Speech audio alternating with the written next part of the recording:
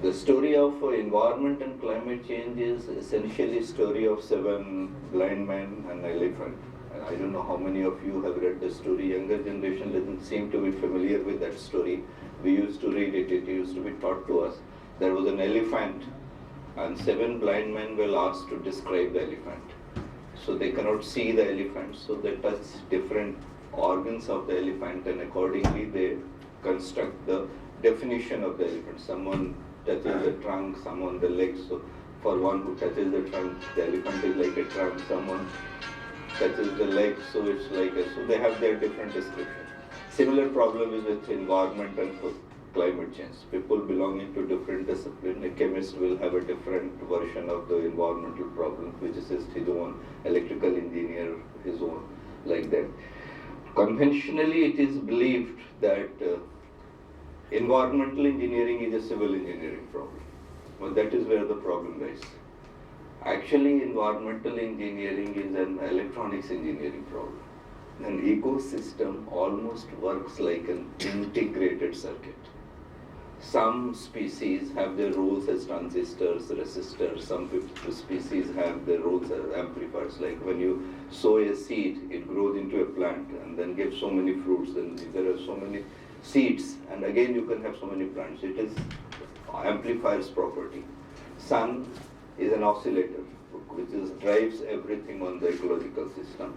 The sun is an oscillator. Actually, most of our engineering interventions are nothing but the imitations of what is happening in the nature, and we call it our engineering innovations. But actually, that Earth's temperature is rising is basically that everything is wrong with the Earth system.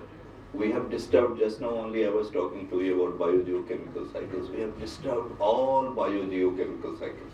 Director just mentioned that environmental pollution problems are very strongly linked with the gradients. It's the gradients which are causing the problem. Temperature gradient, humidity gradient, physical gradients in terms of your morphology. And finally, if you go deep into the matter, it's the economics gradient which has created the maximum environmental pollution problem. In the same else. And if everyone takes that decision and go, if that is the New Year resolution, every new year would be very fine. Where is the problem? If every citizen decides, I am not going to do anything for anyone else, but my own self, I will take care. All the problems will automatically cease. But are we able to do that? Human technology is the most important technology which is important. And some of you were also mentioning in the morning, I think from this side, we have a lot of technologies. But the main difficulty is implementing that technology. And why we are not able to implement those technologies is because very rarely do we understand the technology which has been given to us. AquaGuard is given to us. How many of us really know what scientific knowledge we should have to maintain an AquaGuard? And no technology can be so sustainable that it will go on lasting. Knowledge is not in books. Let me tell you very frankly, somewhere else. And then if I mention this, I cannot resist the temptation of remembering Kabir Das, who said, Pothi padi padi jag mua. Have you heard of this? Pothi padi padi jag mua, Pandit bhaya na koe. Dhai aakhar prem ka padhe se pandit ho. Knowledge beyond a level is pollution. Like food. Knowledge, most of the IITians are smiling. I used to take up this issue with many of my professors.